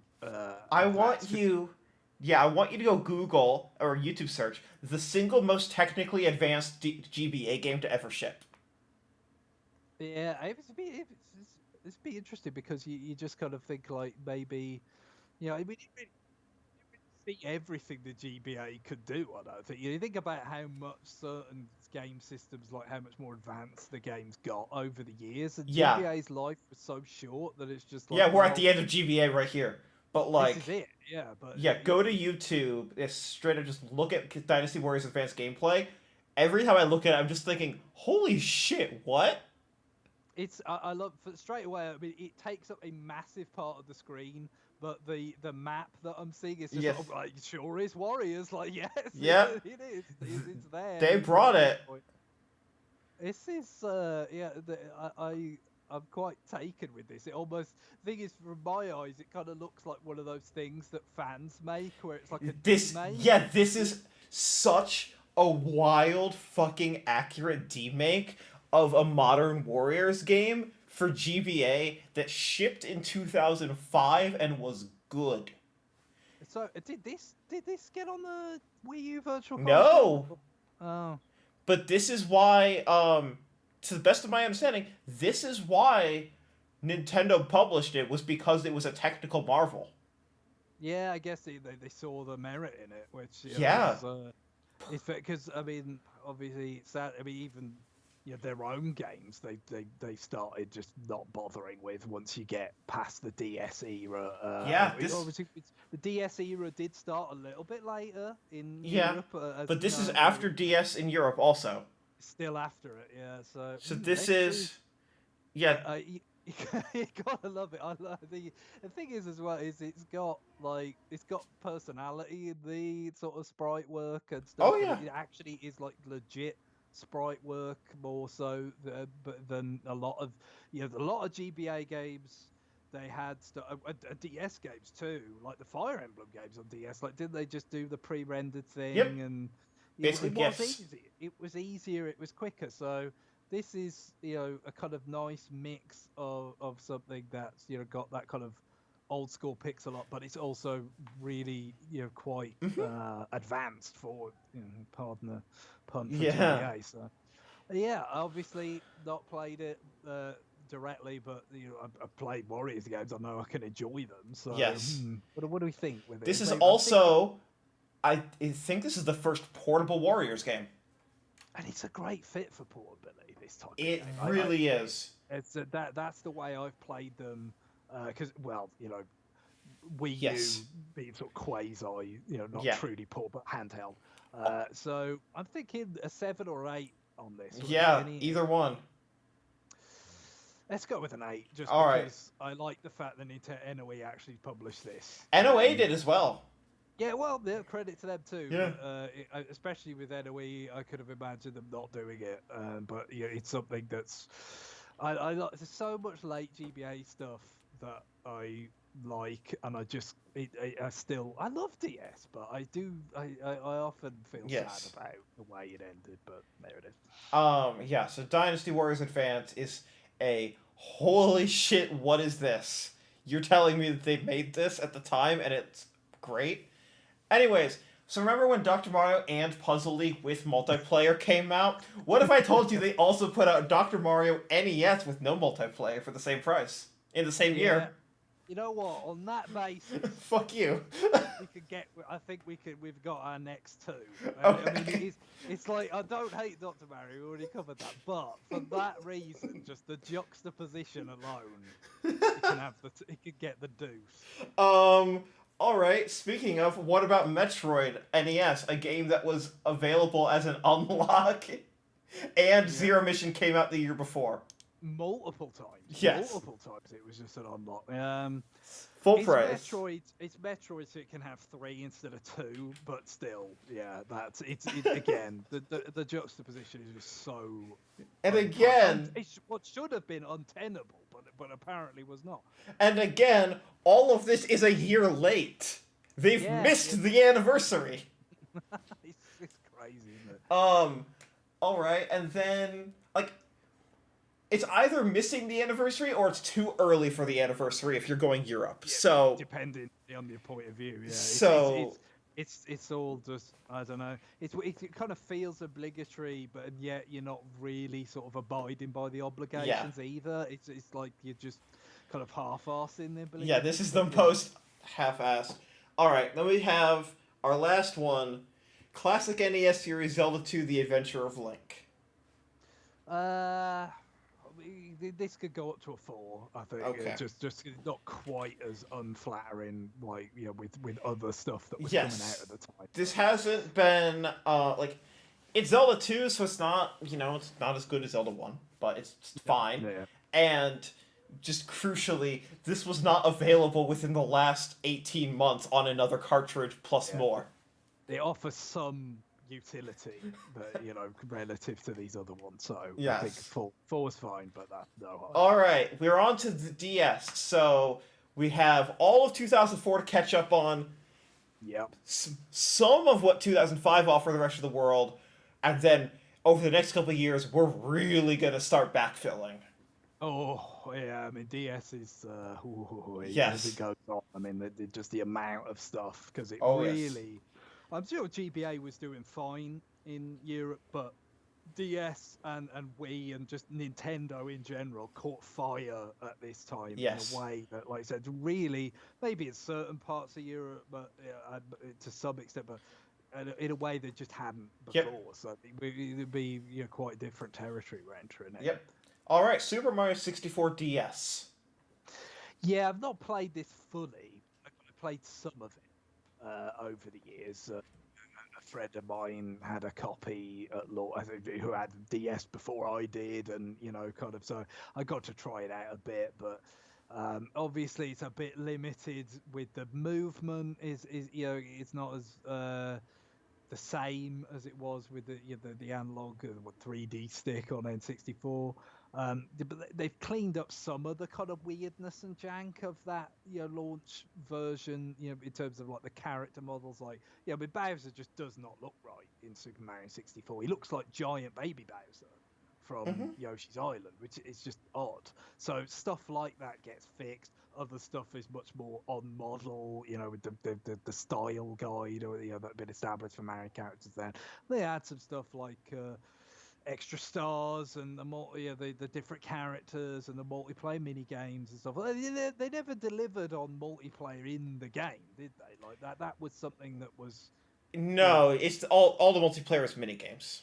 Yeah, because at one point wasn't it going to be called like Super Mario 64 by 4 at least in Japan, and it was like like the multiplayer, seemingly actual co-op like kind of stuff in the 3D regular part of the game, but that didn't come to pass. But then we got some micro games that would come back, or mini games I should say, that would come back in like New Super Mario Bros. DS or whatever. But yeah, I think 6. I mean, it's a solid enough version of a very celebrated game. Brings some extra things to the party, but it's limited in others. But it's just I don't think it was the right choice to showcase what DS could do, to be honest. Mm-hmm. So I think that's as much as anything is why I wouldn't go above a 6. Polarium, which is this is Magnetica. No. Magnetica became Action Loop. Which one is this? Okay, yeah, I have heard of this. I am searching. Polarium is just Polarium. Yeah, was this on GBA as well or something? Or no. It must be. This is a game where you draw lines on the touchscreen to flip black and white tiles to clear puzzles. Yeah. I did get a sequel on GBA, which is the funniest fucking thing. Wow. And the GBA game contains 4 times as much content. But was that Japan only? No. No? No. In North America, it was published by Atlas, though. Okay. So bloody weird. I don't really know. I remember the name. I remember, I think it had like some relatively sort of solid reception, but just, the substance of it, I don't recall or have any real sense for. So I think 6 is probably non-committal 6 on this one. WarioWare Touched, which, to its credit, did not have to compete with Twisted at the same time in Europe.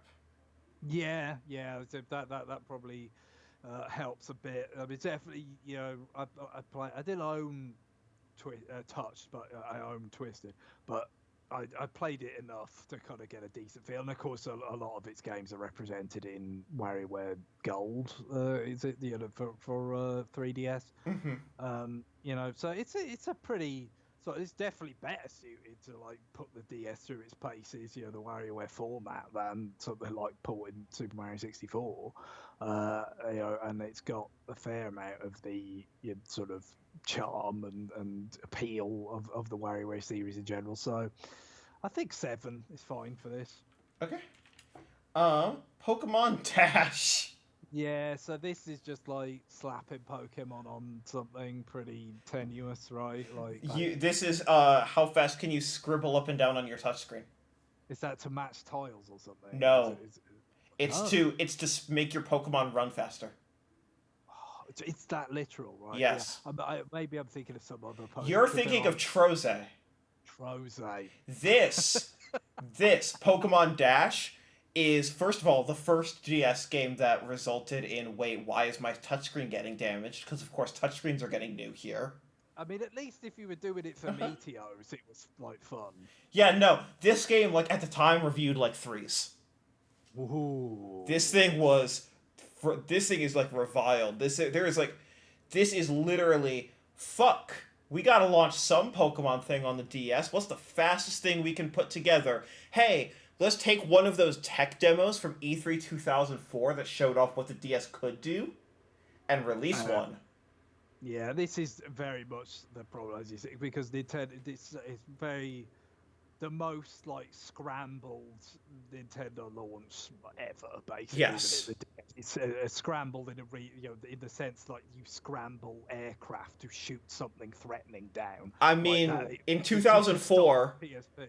In 2004, when it launched in North America, Nintendo only published one DS game in 2004, which was 64 DS.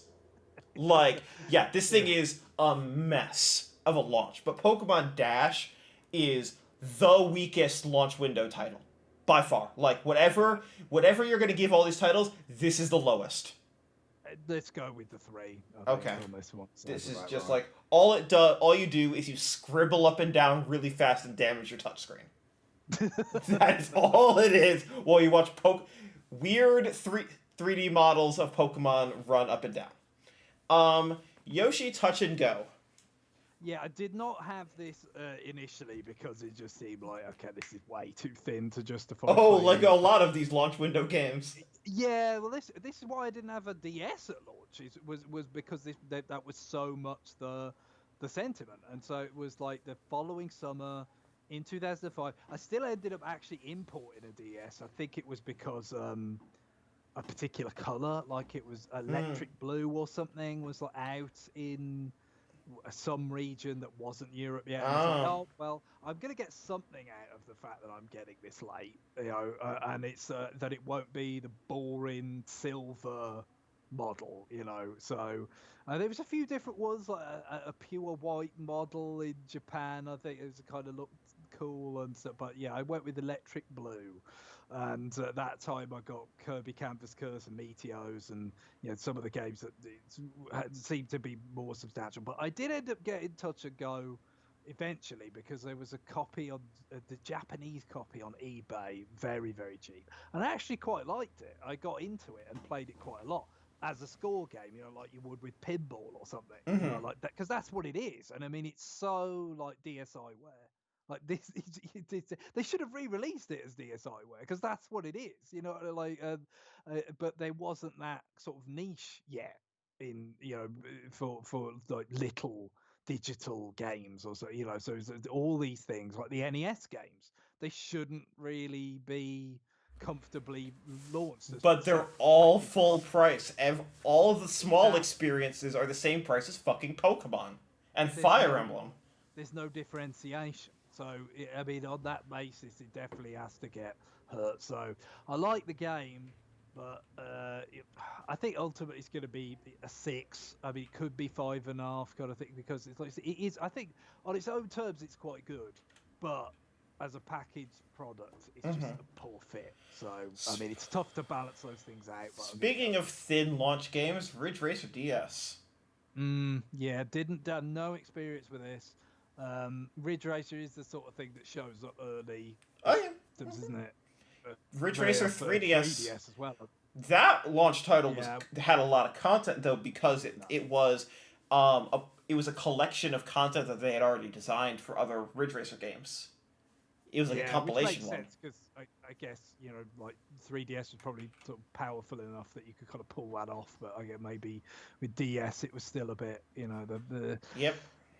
Obviously it brought polygonal graphics to the party, over where we were with GBA, but it's not that much its forte. Yes. To be like bringing in content from that many different Ridge Racer games. So how did it? Oh my god, that cover art is bad.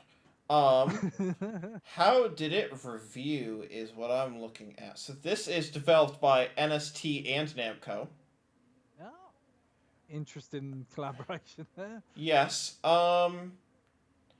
The reviews are fine, like 6s at the time. I'm seeing a lot of 6s. Yeah, it has a Metascore of 63.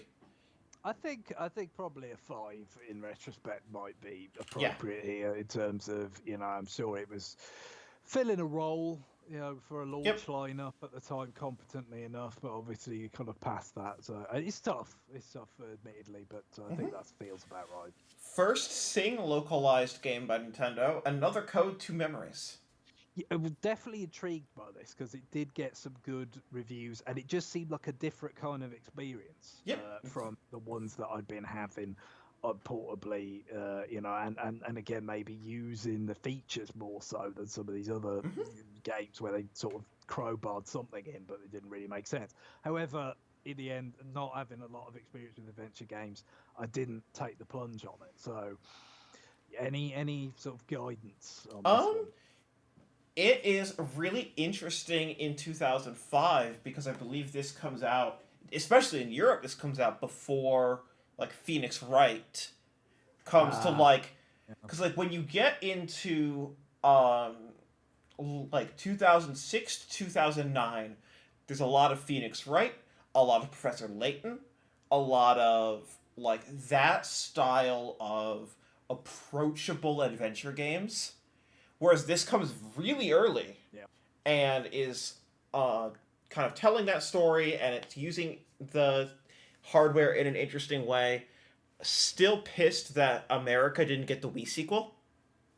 It's kind of strange that Europe got in a it, lot of ways, but so it's in English. NOA was was making some decisions around about that time. Oh, they sure were, and we also didn't get like there's just a Sing game that just never came over here, and it's the last window. Yes, I believe the Hotel Dusk sequel. Yes, just a real and then Sing goes under, and it's a real frustrating situation. But I quite like this, but specifically, I think it's really interesting that this like it's easy to imagine.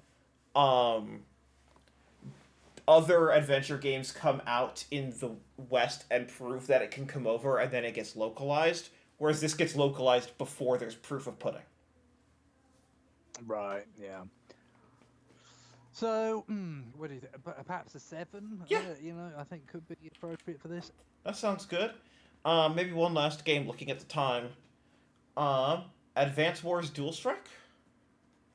Well, yeah, I had this. Yeah, it was relatively soon after I had got on the DS train, so it was kind of good timing, and I liked it. I mean, it's been so many years since I played it, so it's a bit foggy.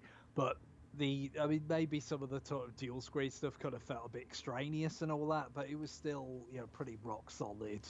Kind of game design and everything. It didn't put too many feet wrong compared to the GBA original, so I'd say an 8. Okay. Okay, we can get one more in. That was fast. Yeah, well, I think we could get maybe a few more in. Okay. Maybe see if we get the end here. All right. Nintendogs, Chihuahua and Friends, Dachshund and Friends, and Lab and Friends. 3 different SKUs launched the same day. There are other SKUs that came later, which is why I'm listing which ones. Right, yeah, makes sense. No, with this, again, sort of like with Yoshi, it's like, it blew up. It was this big thing, so you kind of felt like... Welcome to Touch Generations. I kind of felt like I did want to, like, see, how well they kind of did this sort of thing. Certainly, cute puppies is very much in my wheelhouse, like that I'm all for that. So it was like, yeah, let's try it, but not at full price. It was like a little bit. It was a little bit after, like so many months after they came out, and a friend of mine has found an auction for 2 copies with 2 different versions. So essentially, we could have them cheaper. Nice. By virtue we clubbed together to buy 2 different versions of Nintendo. And so and then I ended up playing it quite a lot. I mean, obviously it's not the most meat on the bone here, but it's fun. Stuff, but I did like it. So I think a 7 is appropriate for this. I don't know how Nintendo of Europe handled these, but in the Americas, the DS, and specifically with Nintendogs, and not with, you would think, something like Pokemon Dash, but with Nintendogs, is where they start introducing price flexibility in DS games based on the audience. Right. In the US, and again, I can only speak to that market. I don't know about European prices. Maybe you have memories and information that you can fill in here. But you would get $34.99 is the normal, and then for Touch Generations games, it would go down to $29.99. So you cut $5 off. Right. I mean, problem is at this time it was still in that phase where it was so much cheaper, and sometimes ahead of you would steal a few months to buy from North America or Japan or eBay, and of course the DS is region free. Exactly. I was not particularly up on. I mean, most of my collection from those early years is North American games, and then the financial crisis happens, and funnily enough, the boxes start getting wider and Yes. clear plastic and have PEGI on them for some Weird. reason. Yes. Yeah, that'll be in a couple years here. Kirby Power Paintbrush.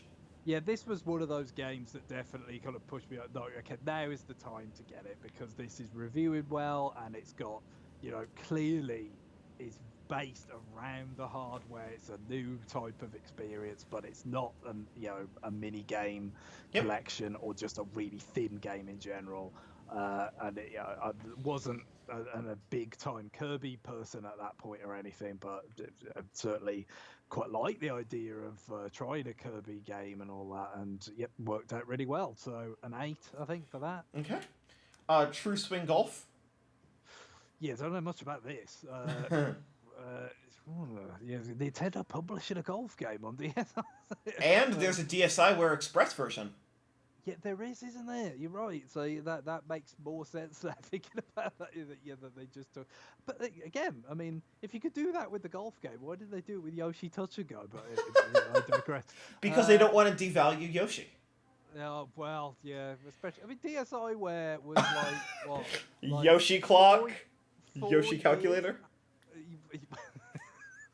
4 years after the original game came out, like Yeah. you could say, I'm like, come on. Of course it had. I mean, I like golf games, but I really do not know anything about. I'm assuming it was based on the touchscreen. Oh, yeah. That you were swinging this rather Oh, than yeah. the kind of tried and tested kind of. Uh-huh. game. Although certainly I've enjoyed golf games that aren't just the meat of it, like definitely like the Tiger Woods game that used Motion Plus, like that was good, but obviously that was kind of Motion Plus at that point. Yes. So. I believe this one reviewed at around 7s at the time. Yeah, I'm gonna be. It's the non-committal 6 on this one. I think. Okay. I probably would like it, but because how much I like golf games in general, but I'm not willing to go higher than that. Mario Kart DS. Yeah, I had this and played it a great deal. Very, very enjoyable. Very solid version. Online. Yeah, and yes, it first of all, it kind of codified the sort of template, the formula for what Mario Kart games would be in the future, content-wise, in terms of okay, we've got 4 cups Yep. with new tracks, 4 cups with remade old tracks. So that was kind of significant, and then of course you also brought into play the mission mode for extra single player stuff, which was kind of nice extra diversions, and you bring it to play the online play as well. I've got to say I didn't get the greatest amount out of online play. I mean, it was Not a fan of snaking. well, that was part of it, certainly, but it was quite limited in terms of you could only have 4 people on track at the same time. There was limits about the items like kind of being carried with you or something. Like it was compromised to try to just get it working online. And yeah, past a certain point, the only people who were around were doing the snaking shit. And like again, it's not so much that like, oh god, it's like technically so difficult to do, whatever. It's not fun. It's just not as fun like when that is the way to compete. So yeah, sadly, there was definitely some fun to be had early going with playing it online, and it was a landmark thing, and it's a bloody good game in many respects. But there was a limit to how much fun you could have with some of those things. It's just a shame. But I think an 8 overall is in general is appropriate. Our second game with a DS subtitle, Mr. Driller Drill Spirits. Drill Spirits, yeah, and of course I think this there was a DSi Mr. Driller later on. I guess maybe it was somewhat based on this, but. The thing is, isn't this the one where like there was more features in the Japanese version or something bizarre? Like they I think so. Yes. They stripped some modes out or something from the Western release, which is just odd. So, I mean, I like Mr. Driller a lot. I got into it with by going back and importing Drill Land on GameCube, like back in 2014, 13, something like that. So I was late to the party, but I got to know it, and I think it's really like cool arcade action puzzle kind of hybrid thing. It's quite unique and fun. But I don't think this is necessarily the best vehicle for it with some No. of those things stripped out. So I think 6. Okay. And then finally, Meteos. Yes, sort of Mizuguchi, Sakurai puzzle game.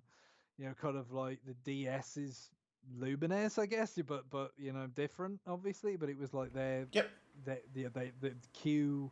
What are they? Q Entertain? What are they? Because Q Games is Q Dylan Cuthbert. Entertainment. Entertainment, yeah. So they PSP, they had Lumina, they had Meteos, and this was another one that was like right around that time where it was I'm gonna get the system and played. I got a chance to do some multiplayer with it, which was quite fun.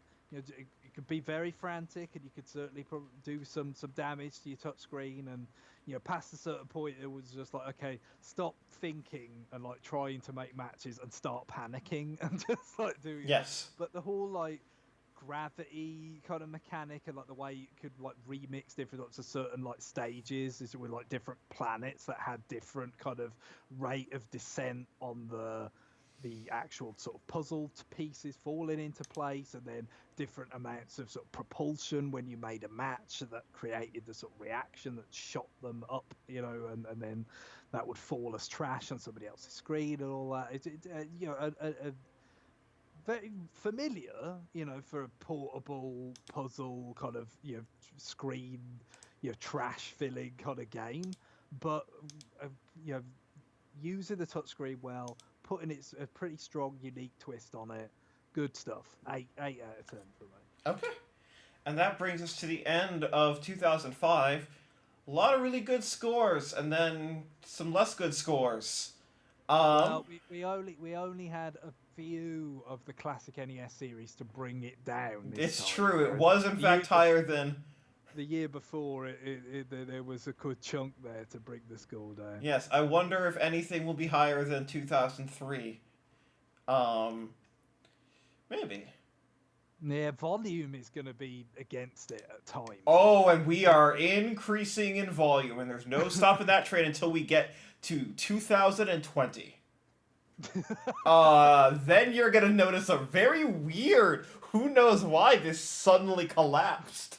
It's mysterious to me. Yes, but get ready for 2006, where we will start at Mario Party 7 and go all the way through Tenchu Dark Secret. Oh, another good DS title. Yes. All right. Thank you so much, and I will talk to you about this next Thursday. Excellent. Thanks again. Bye-bye. Right.